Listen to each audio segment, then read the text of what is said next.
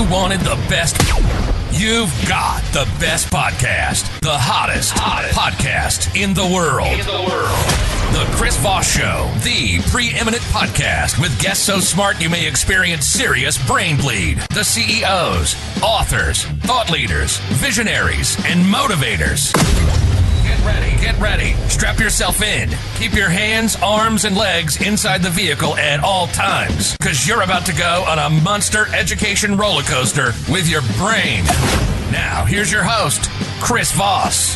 Hey folks, it's Voss here from the ChrisVossShow.com.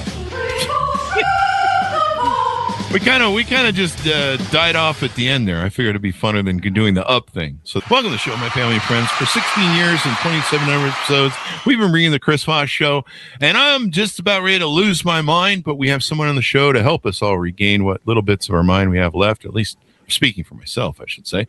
And before we get to that, we are going to guilt and shame you and, kind of twist your arm a little bit. Not the hard kind of twist, just maybe a little wrist, like slap, something to remind you. Refer the show to your family, friends, and relatives. Go to goodreads.com/Chris Voss. And don't hit your relatives either. Just let me do it. Go to facebook.com, youtube.com/Chris Voss. LinkedIn, all that stuff. Opinions expressed by guests on the podcast are solely their own and do not necessarily reflect the opinions of the host or the Chris Voss Show. Some guests of the show may be advertising on the podcast, but it is not an endorsement or review of any kind. Today we have an amazing young man on the show, and he's more interesting than my intro was. So we're excited to have him on because I need all the help I can get after fumbling the start there. Dr. Michael Netzley joins us on the show. Michael, did I get your last name correctly? You got it perfect. Thank you, Chris. I forgot to ask. It's the end of the day. I'm clearly losing it at this point, but you'll help me get my brain back. He is an affiliated faculty and executive coach at IMD Business School. He's the founder of Extend My Runway. He works with senior leaders to apply neuroscience and behavioral science to strengthen judgment and performance under pressure. He is the creator of the Executive Brain Playbook and has worked with more than 15,000 executives across banking, aviation, healthcare, and professional services. Welcome to the show, Michael. How are you? I am fantastic. So good morning from Singapore. Great to connect and great to be here with your guests. Well, we're glad to have you all the way from Singapore. I think your arms must be tired from flying, right? Yeah. Only 9,000 miles. So very close, very close. So give us .coms, any place in the interwebs you want people to find you. Yeah. So the easiest connection is literally extend my runway, all one word, .com. And you'll also find me on LinkedIn as well. Those are the two primaries. So Extend My Runway. Is this about fashion shows, Zoolander, and doing the walk-off, or how's that work? I never thought about it that way, but it's really about some amazing science that I stumbled upon 10, 12 years ago about how we can actually get better with age. Oh, really? The primary narrative, Chris, is that we go downhill after 40, 45. And even Oprah Winfrey approved gurus will tell you go down after 45. But that's not what the science tells us. Really? Really? Yeah. Wow. So what does the science tell us? I think the implication of the science is that your brain is actually your unfair advantage in the age of AI. Now, the reason for that is that if we make investments, none of this is automatic. My 13-year-old boy will come home in a hoodie and call me bruh one of these days. That's automatic. But if you make the investments, after 45, your brain can get better at managing complexity. You can excel at strategic thinking. You can excel at focus. Some really amazing research from the Center for Brain Health at University of Texas.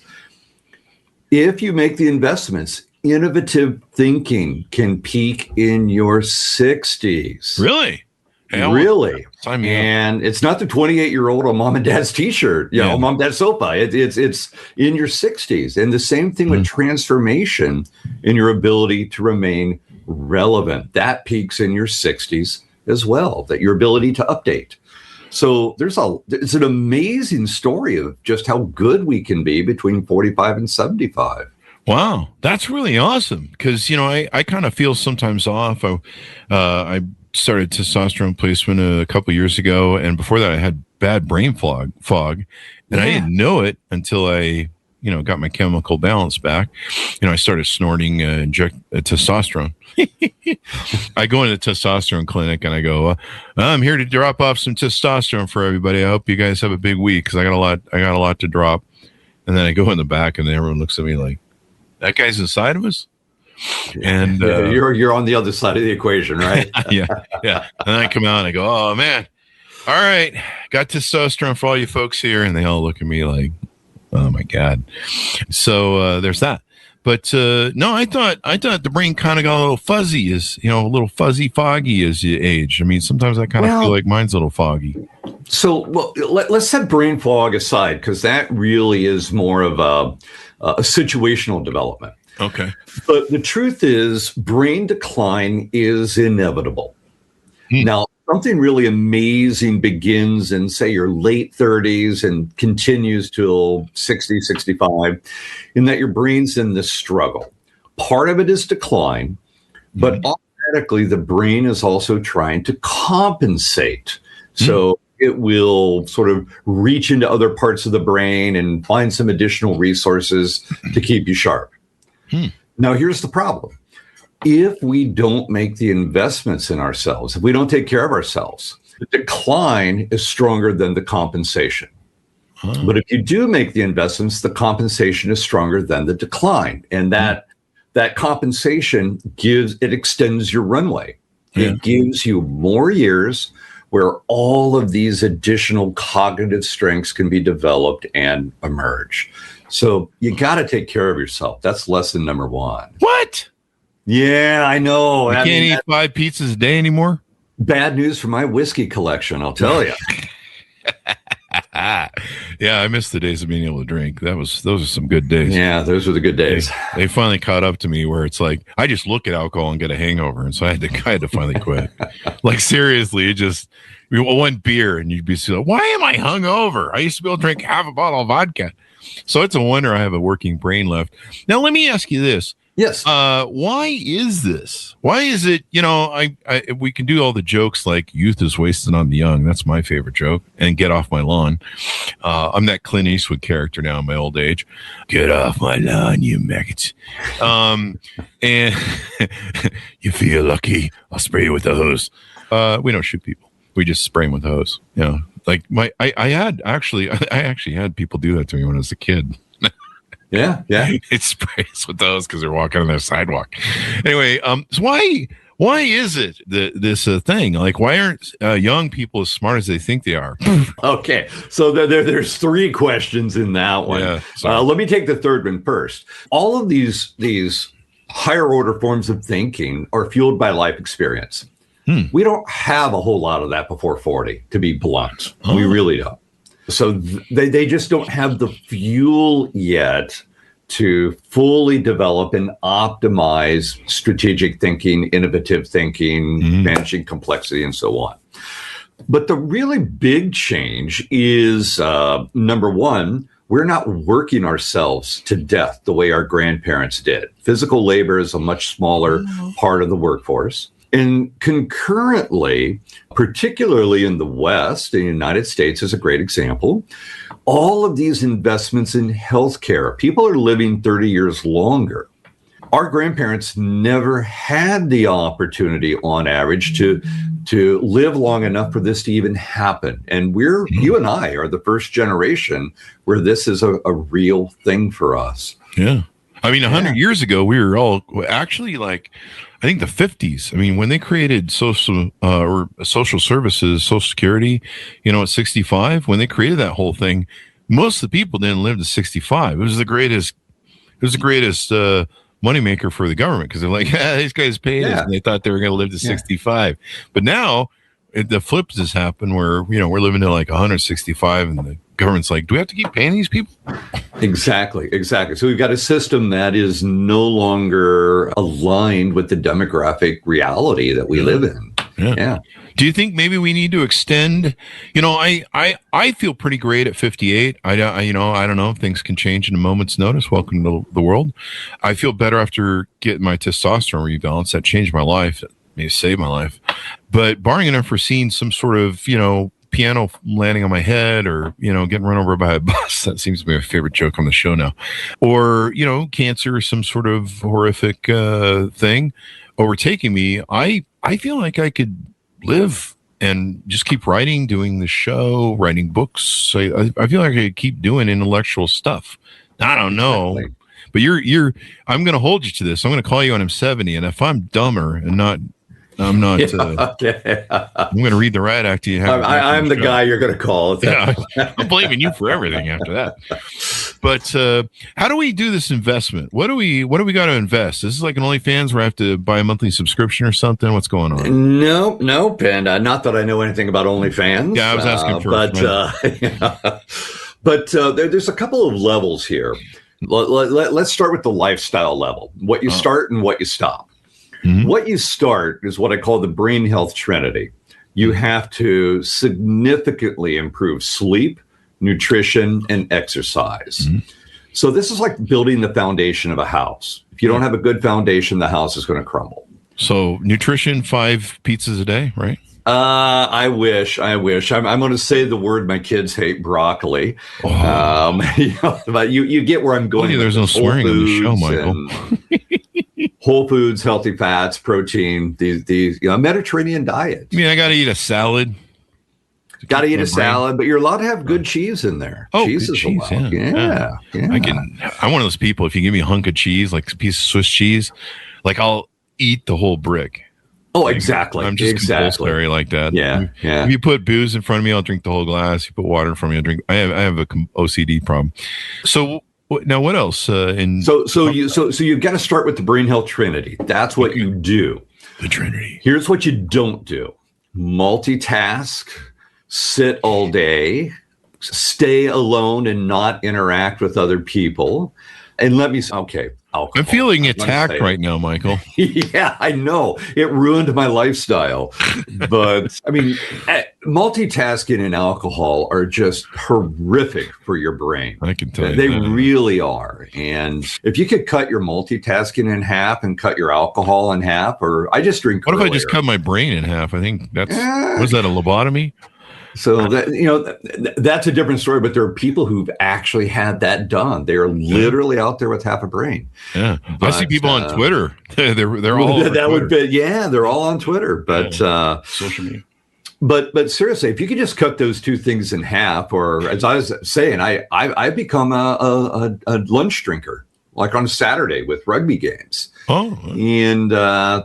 It just, you stop doing the bad things, you start doing the good things, and you build the foundation for really great brain health. Yeah.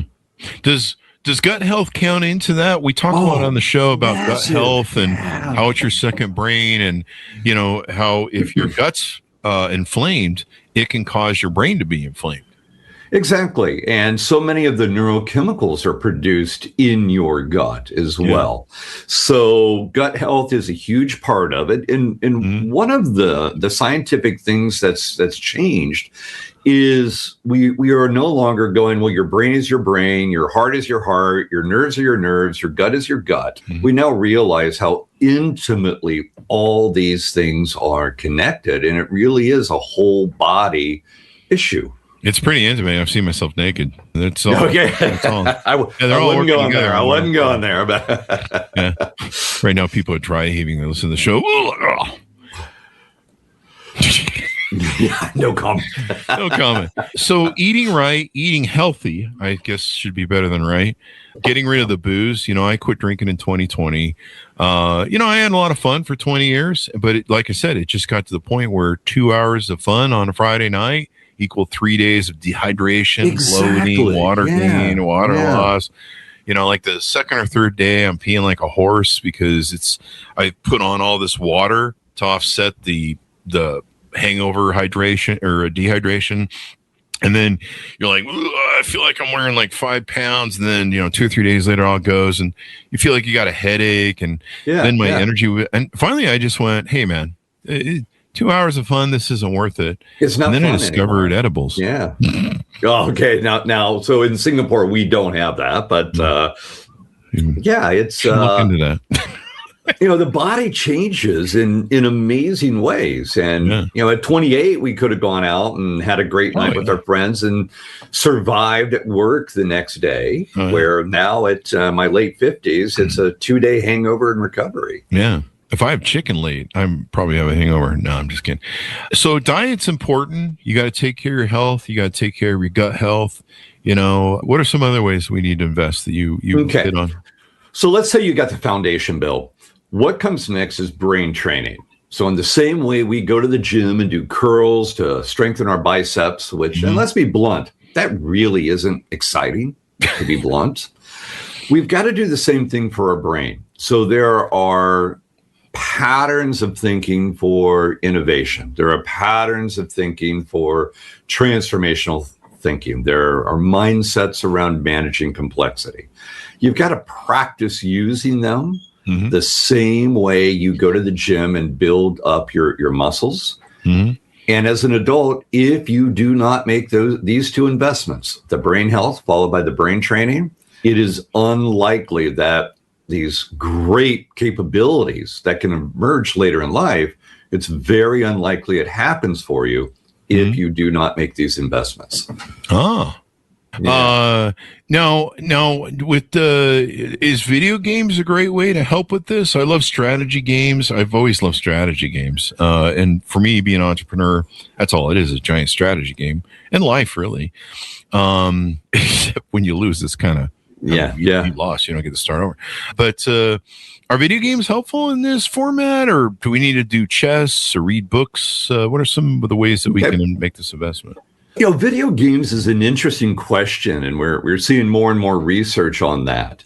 People are taking actual strategy games, for example, and using them in their research and seeing positive results. There's a researcher in San Francisco, actually, I think, whose entire brain health and brain treatment protocol is built around video games, but he built his own for it. So things that challenge your thinking in new and different and in a positive way, stress or stretch your brain, these are good. Now, here's the bad news. All of these brain training apps that you see on your phone, 99% of them do not work. Here's what that means. You'll get better at that one game, but you won't be better at work. You won't be better with your family. You won't be better when you're online gaming. It's only for that game. So there's a group out of California called Posit Science, and they do have an app called Brain HQ. Now, this is not an advertisement. This is the only one that I know of that if you were to add that app to your phone, will give you those measurable brain gains, and those results are transferable to other contexts of life so that you are actually better. Now, what's the name of this app? It's called Brain HQ. Now, a couple of people are trying to steal that. I found them online. So it's by Posit Science, Posit. Brain HQ. Yeah, by Posit Science. This one works. I got it. Yeah. Now, there's actually there's another one. On it. Yeah. I've got a freebie for you as well, if you like. Sure, yeah. Center for Brain Health, University of Texas at Dallas. Okay. They've got something called the Brain Health Project. Now, is this online or is it an app? This is online. Okay. So no electrodes on your head or anything like that. Damn it. You can sign up for free. And when you sign up for free, you get the free brain training as well. But then they retest you. And in fact, their research was an inspiration for my startup, because what they saw is that not only did brain performance improve, but they went back and tested people 2 years later, and those brain gains held. They didn't diminish. Yeah. So Brain HQ and Center for Brain Health. Center for Brain Health. I'm going to take a look at this. That way I can give, whenever I meet stupid people, which is about every 5 minutes, not you. Clearly, you know what you're talking about. I don't. Well, I sound like it. I need it for me, really, but I need it for a friend. Yeah, that's it. All right, so I'll check out this Brain Health Project and the app as well. They do amazing work there. Yeah. I don't know. I know the one thing I do get from video games is quicker responses. there's some games that when I switch between them, there's a few that I play. A lot of them are very high paced, and they really get me to jack up my brain function. Like I have to go, all right, man, let's get on it with it, and sometimes when I first start maybe playing a new game, I'm not used to its speed, and it's kind of built for these young kids. They're, these 12-year-olds, they got all their, they got crazy flipping fingers and they got perfect eyesight. Yeah. And I'm barely seeing out of one eye, and it's all blurry and shit. I'm like, which end of the gun do I hold? I'm that guy in the gaming things. But a lot of times after a while, my brain I'll force myself to speed up to it and adjust to it.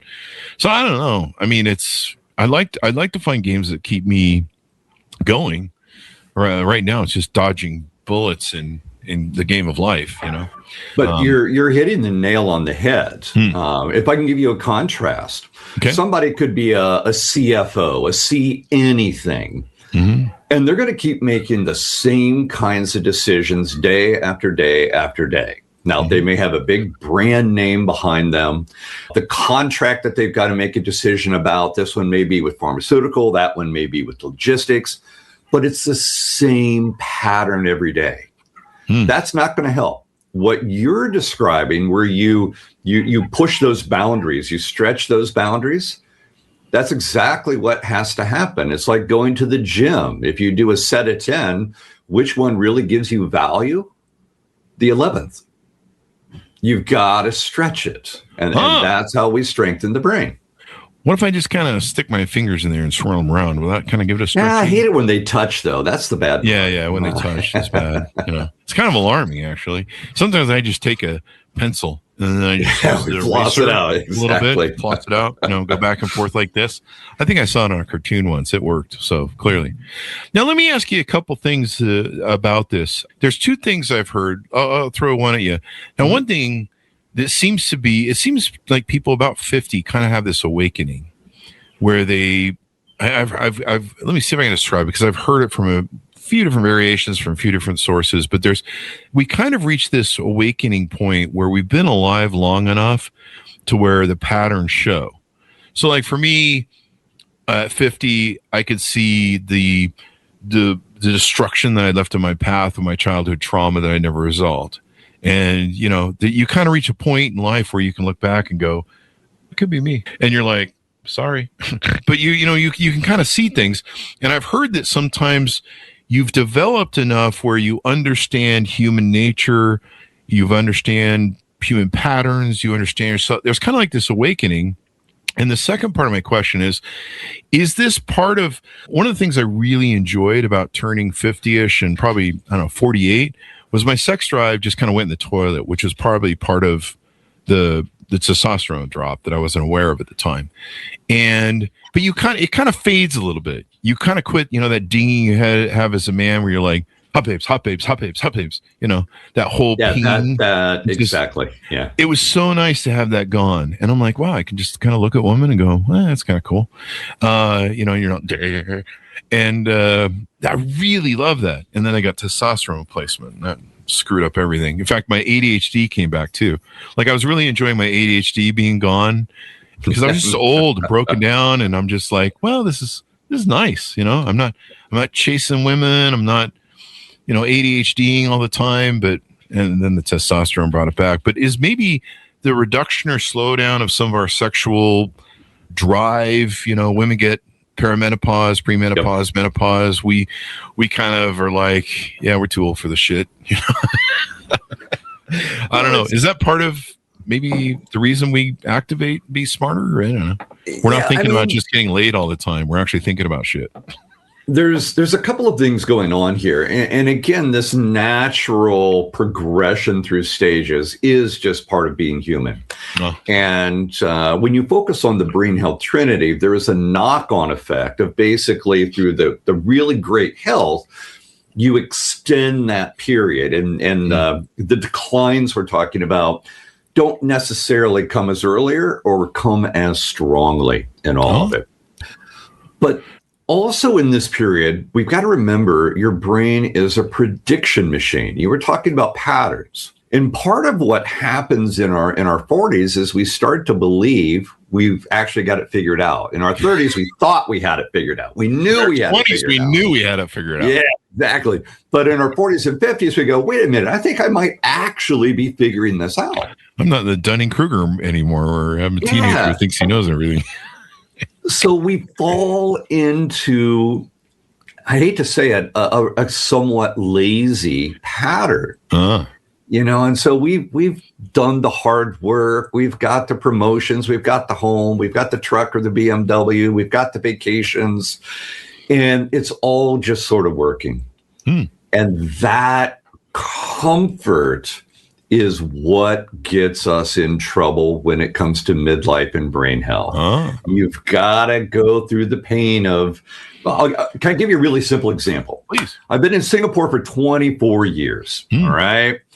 Been a darn good life. You can see behind me. It's a lovely place. Beautiful city. Darn good life. Things have, 5 kids. Things have worked out really, really well. And I'm ready for another adventure because it's just things are stable, if you will.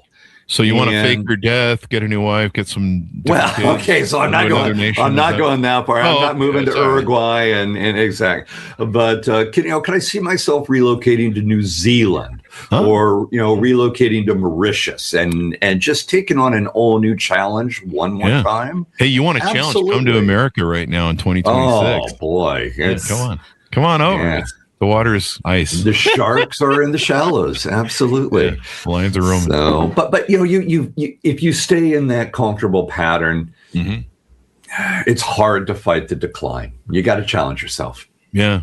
I mean, I've been an entrepreneur all my life. And so all my life, I kind of learned early on surviving cults and trauma and different things. And people were trying to sell me all sorts of bullshit. I learned a survival skill, learning to think outside the box. And, and part of what I can see outside the box is what's someone's intent? What are they pitching me? Why do they have this angle? What is their motivation? And so I can look at advertising and different things and try and figure out how it's trying to manipulate me. It's probably why I'm single all my life. There's not a woman who's been able to emasculate me. And what's my point with this? I'm just segueing and joking through the brain fog. Brain fog is back. I know, more testosterone. But, as an entrepreneur, I always try and avoid the Dunning-Kruger mindset where the least but you have the highest amount of confidence in what you know. Exactly. And so I just always operate that I got still more to learn. It seems like the longer I'm on this life, there's one constant is that the more I think I know, the more I don't know. And that's probably tattooed in my butt somewhere or something. I don't know. We'll have to check. But we could go back to ancient philosophers. That is basically in Zen Buddhism. That is the definition of wisdom: is realizing you know nothing. Yeah, and the longer I live, the clearer that can be sometimes. Yeah, exactly. Or if you had a big night of drinking, it's definitely true. Yeah, when your friends call you the next day and go, "Hey, do you remember what you did last night?" And you're like, "I don't know, my head hurts." Nope, don't tell me. Where are my clothes? And why am I in the ER for something that's been inserted? No, I'm just kidding. Don't do that, folks. Anyway, so do you think the sexual slowdown is some of that sexual drive where you're just, you're not thinking all the time about trying to chase someone around a room, and you can I'm better at business because I can focus on business now. In my 30s, I was probably more interested in women a little bit. Now I'm all about business. And when you're like, I'm at that age where my back hurt, my knees hurt, if we're going to go spend an hour or two kicking around the room, that's a lot of work. And if you go, "Hey, Chris, do you want sex or a sandwich?" I'm like, "What's on that sandwich?" Exactly. Yeah. But these are perfectly natural changes, where we sleep more poorly. So sex drive is going to go down. And that's just natural in middle life. Yeah. We probably are not as fit as we used to be. The testosterone levels change. Yeah. And simply put, as we start to realize that we're not going to live forever, when time becomes an actual finite thing for us, our priorities change, mindset, our priorities change as well. Mm-hmm. So there's a whole suite of things that just in general in midlife we go through, and the brain is just one part of it. The brain. The brain. You know what you should do? You should make some extra money on the side, not like you need it, but you could like go to like birthday parties or go to a parent's house that have teenagers, and you know they could just pay you just to give a small lecture to the teenager that their parents are still smarter than them. There we go. That sounds like money. Because the kids will listen to me, right? Well, sure, yeah. You're a scientist. You could do one of those things. What is that thing like the famous people do, where they do a little video quip and they go, "Hey, Bob, happy birthday." You could do one of those where you give a little message out to. There we go. There we go. You know, maybe you got a wife. My husband's an idiot. Can you talk to him? But no, brain health is really important. You know, my mother's 83 right now.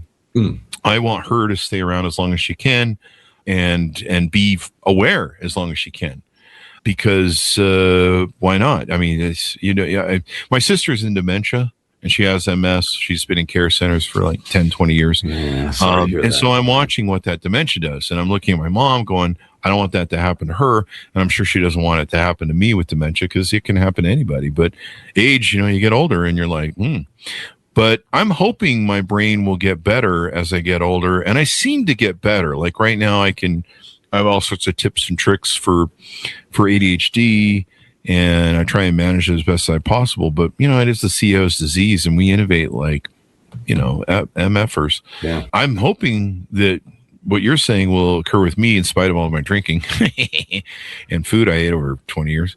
But yeah, I mean, I want my brain to keep working. And my mouth is working, so I keep doing this podcast when I'm 100 years old. You know, it's frightening to think that we live 30 years longer. Do you want to lose your mind and have a body that's healthy and functioning for another 15, 20 years? No. I mean, it's the memories that I have, and I have a lot of photos of my life, but even then, you know, I come from a part of life where we didn't take a lot of photos up until like 30, 40s, you know, and the cameras weren't that good back then.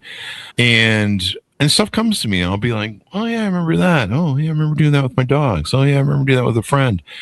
And I'm just like, wow, I have some pretty interesting times in my life. And, you know, a lot of that's kind of fading, probably because there's so much I'm up to. But, you know, being able to have that, I want to be able to, you know, as I'm on my deathbed or I'm spending my wind down time, I want to be able to think about my life and enjoy my life, because at least I'll have those, you know? Exactly. Yeah. You know, you're not going to be doing like, hey, I'm 90 years old, I want to do NASCAR, you know, or something like that. Or, yeah, we all wish we could be Brad Pitt in F1, right? Yeah. You know? Yeah. Didn't George Bush jump out of a plane at like 90 or something like that? George Bush Sr.? I think he did. Yeah, I vaguely remember. Yeah. Good for him, though. I mean, you know, the Normandy survivors did that for quite a few years. You and I would remember that. Yeah, he's probably in better shape than I was too, because he was in the military when he was young. I tell it to a lot of young people. I'm like, lay a good foundation, go to the gym, work out, eat healthy, lay a foundation now. Don't, you know, I spent the last 10 years trying to play catch up, lose 100 pounds, eat less ketchup. And, you know, it's got a lot of sugar in it. And, you know, take care of my brain, because, yeah, I want it to work. I don't want to be, I think that would be hell. And I see what my sister goes through. And I think it would be hell if you lose your brain, but you're still there. Because it's really hard to watch too. It's really hard to experience. Incredibly. I've had two family members. Yeah. And so for me, taking care of my brain and my mom does different things to try and help her brain, you know, reading, and she plays games, and, you know, she does stuff to, you know, try and keep her from that. But, you know, you always wonder, you're like, am I doing the right thing for this brain, eh? So I'm glad you've established this. It's important. 40 to 50% of dementia cases are preventable. And so I didn't get serious till about 45. I wish I would have started at 35 or even 30, investing in myself. But it's a choice, and it's something we can all make. Yeah. So let's talk about, this has been a great discussion. We're just having fun here. Let's talk about what you offer on your website, how people can reach out to you, work with you, utilize your services. Tell us about some of your offerings you have there. Yeah. So extendmyrunway.com, and I offer a variety of things there. Certainly, I've been doing a lot of virtual keynotes lately, piping into corporations. I do a tremendous amount of one-on-one coaching for people who are at midlife and beyond. Because as you and I were talking about, this is an inflection point for us, a transition. And what got us here won't get us there. So we spend a lot of time working on identity, reshaping that story you tell yourself, and being better positioned to really take advantage of these late in life strengths. But to be honest, the core, and what has always been my bread and butter, is executive development programs. So a lot of these are again delivered virtually, but if you're in Southeast Asia on this side of the world, happy to do them in person as well. But bottom line, what I do is I help people change in a way that allows them to thrive after 45. It is that simple. Well, I'm going to just use all your stuff. And anytime anybody challenges that I'm thinking stupid stuff, which is, daily, I'm just going to say, hey, man, I talked to the doc and he says, I'm smarter after 45. There you are. And I'll be smarter by 70. So we got a runway. We got a runway. Exactly. As long as no one hits me over the head or I don't run into something. So that's possible too as well. But I'm not drinking anymore, so I tend not to run into anything. See what I did there? Anyway, people are like, why are you explaining that? Anyway, so they can reach out to you. They can consult with you. They can get on your website. They can find out more and all that good stuff. Anything more we need to know about some of the things you offer there? If you want to read about this, in by IMD Magazine, I published an article called Thriving After 45 is the Best Still to Come. And so you can find that on I by IMD Magazine, and it'll kind of lay out all the basic science, give you the framework, and it's a quick and easy read that lets you go, hey, this is actually going to be helpful for me. So that would be a good starting point for a lot of people. IMD Business School, Thriving After 45 is the best still yet to come. I think I get better with age. I think I struggle a lot with, I goofed off a lot in life because I didn't have a wife and kids, and I did a lot of fun adventures instead by design. And I was kind of like, you guys all got that wife and kids thing going on, and that's great. And I think, at the time I lived in Utah, so they have like one more child per family than the rest of the nation, or sometimes 10 more. And I was just like, I think you guys got me covered here. So I don't need to contribute, and I like sleep too much. I like sleep a lot, actually. And I'm not into that baby thing. I mean, it's great for other people. It's not for me. And so, I did a lot of adventures in life, and I don't know, hopefully that will help my longevity. I don't know, but I don't remember why I got on the segue, and I'm halfway down the point. So are you sure the brain gets better? But hopefully you hit the genetic lottery and it all pays off for you. That's the goal here. Was the brain gets better after 45 minutes or age 45? Because I'm 45 minutes in and I'm losing my segues. Well, that's good.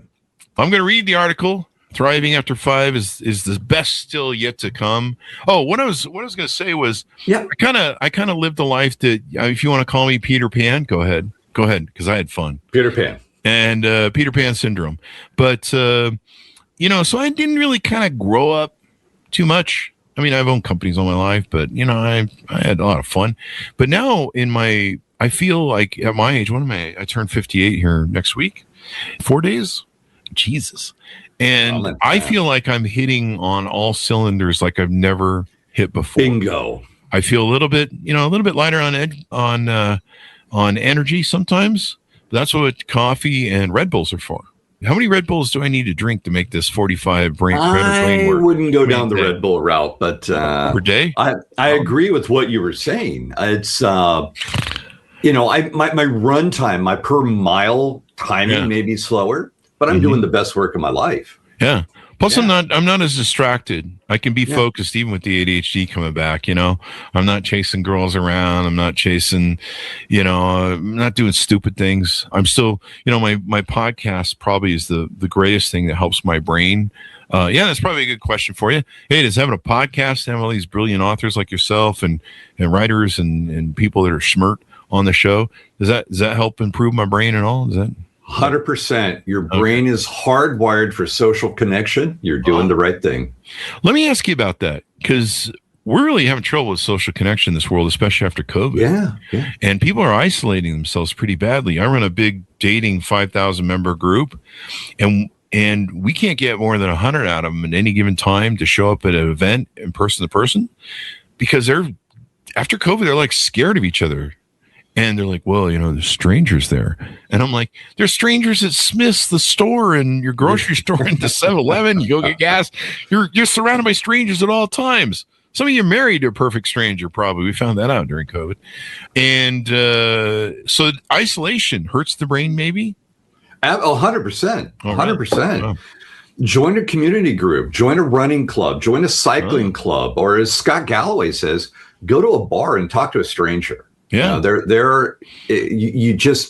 got to do it. And your brain will reward you for that. Yeah.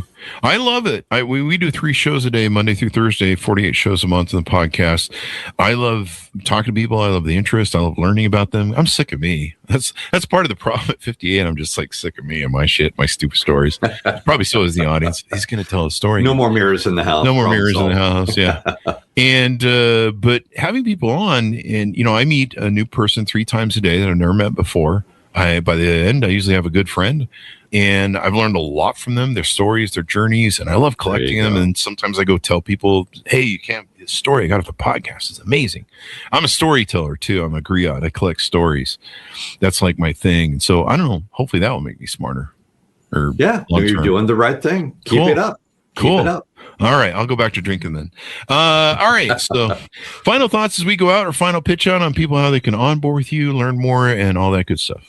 The last way is LinkedIn. I practically live on LinkedIn. I don't use was it X or any of those. LinkedIn is the location. Or extendmyrunway.com.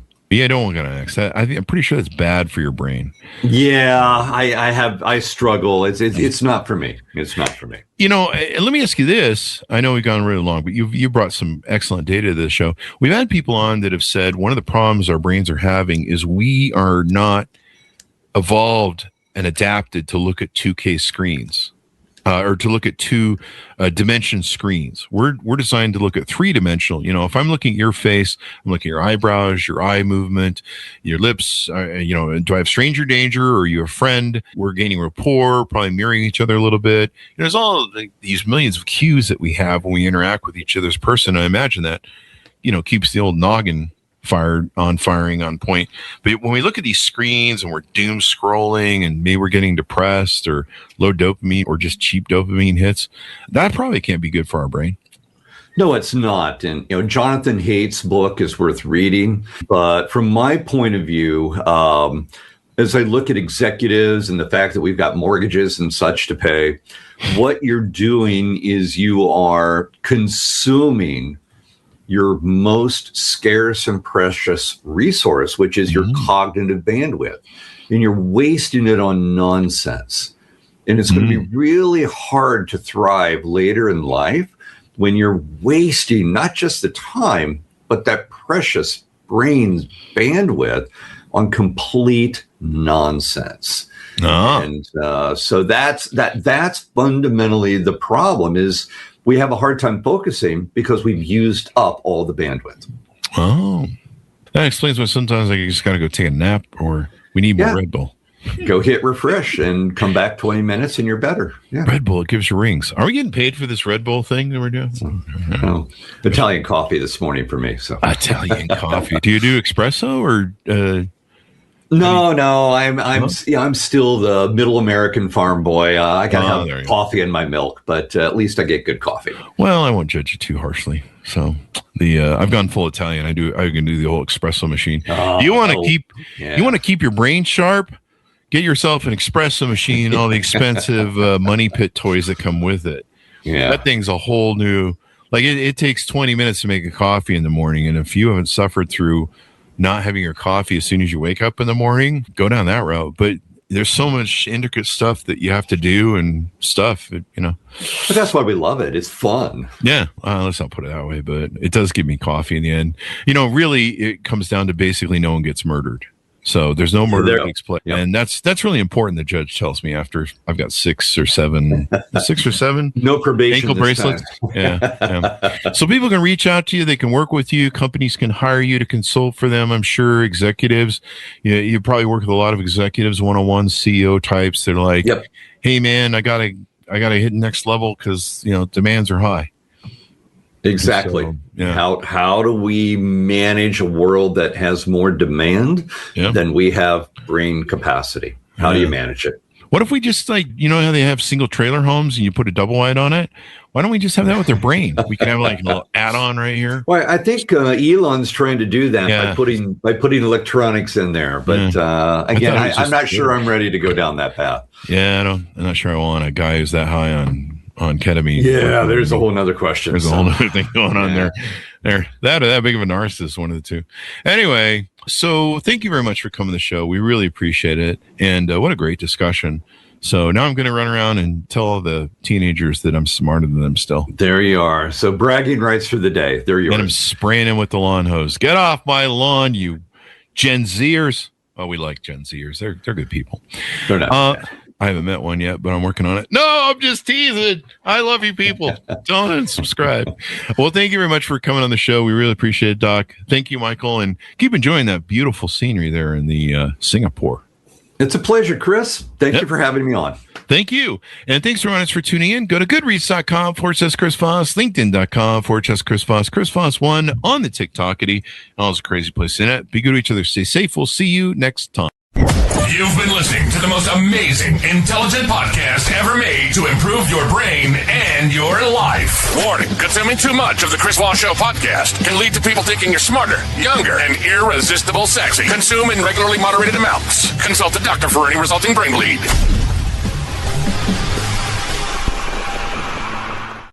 How's that for the radio?